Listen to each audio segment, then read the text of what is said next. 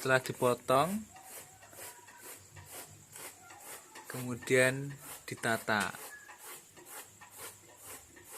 dengan cara ambil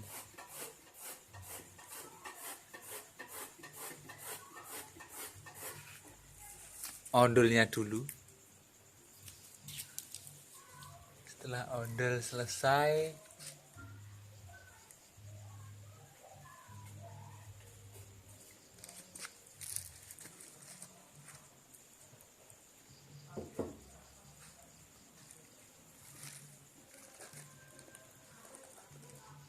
baru ditata LR atau ditapih biar rapi.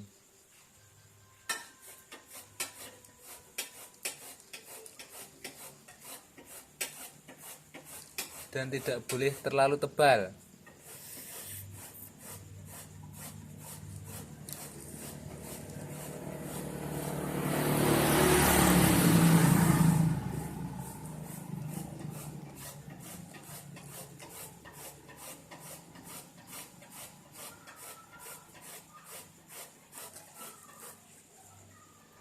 Nah, ini tapehnya.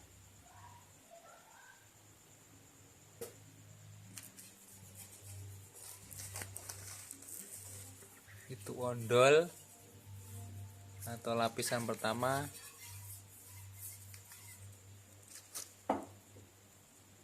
Yang penting tertata rapi.